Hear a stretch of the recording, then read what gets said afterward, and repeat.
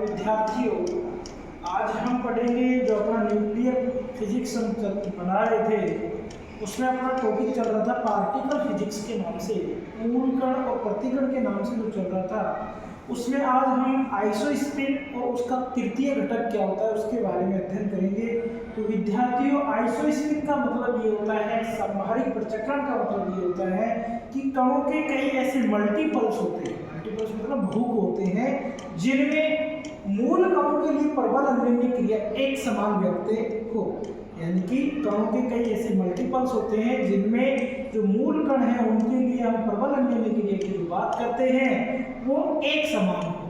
तो कणों के मल्टीपल्स को याद करने के लिए जो हमने एक नई क्वांटम संख्या दी उसे हम कहते हैं संभारित प्रचक्रण, और इसे आई से व्यक्त करते हैं। इसके तृतीय घटक को हम I3 से व्यक्त करते हैं, जो होता है k माइनस के बार, I3 बराबर k माइनस के बार।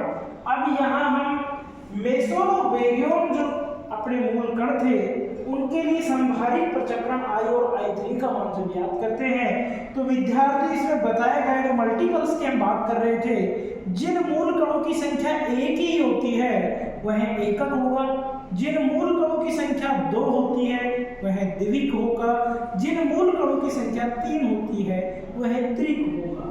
एक जो मूल कण है उसका I जो होगा वो 0 होगा।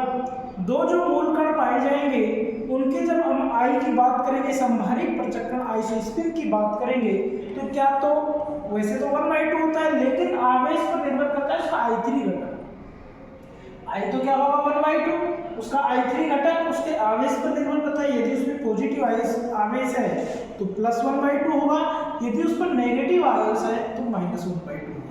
इसी प्रकार हम त्रिक 3 घटकों की बात करें तो आइसोस्पिन तो उनका होगा 1, जबकि के जो I3 उसके घटक की बात करते हैं होगा +1 होगा, क्या तो क्या 0 होगा, क्या -1 होता है। तो ये सारणी हमने बनाई है बहु, इधर मल्टीपल से एकक है, एकक में अपने को दिया गया है एटा, लैम्बडा, ओमेगा, इनकी I घटक यानी कि I जो अपना है आइसोस्पिन है वो 0, तो I3 भी क्या होगा 0।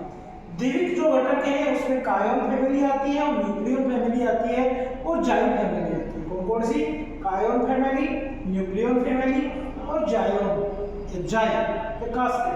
इन सभी की आइसोस्पिन 1/2 दिख रही है आपको, 1/2 1/2 1/2 1/2 1/2 1/2 सबकी 1/2। इस पर आवेश का कोई प्रभाव नहीं पड़ रहा। जबकि हम I3 घटक की बात करते हैं, जैसे यहाँ पॉजिटिव तो पॉजिटिव, यहाँ नेगेटिव तो नेगेटिव, फिर पॉजिटिव फिर नेगेटिव, फिर इसमें प्रोटॉन भी पॉजिटिव न्यूट्रॉन भी नेगेटिव, इसी प्रकार इस पे पॉजिटिव इस पे नेगेटिव, तो यहाँ पर आवेश का प्रभाव पड़ता है। यदि हम त्रिक घटक की त्रिक जो मल्टीपल्स होते हैं उनकी बात करें तो इसमें 2 फैमिली पाए जाते हैं, एक तो पायोन फैमिली होता है और एक सिग्मा फैमिली होता है। पायोन फैमिली के लिए 1 1 1 1 सबके लिए 1 1 है आइसोस्पिन, जबकि इसके विपरीत हम I3 घटक की बात करते हैं तो आवेश की इसकी डिपेंडेंसी को व्यक्त करता है। तो प्लस है तो +1, 0 है तो 0, माइनस है तो -1, प्लस है तो +1, 0 है तो 0, माइनस है तो -1।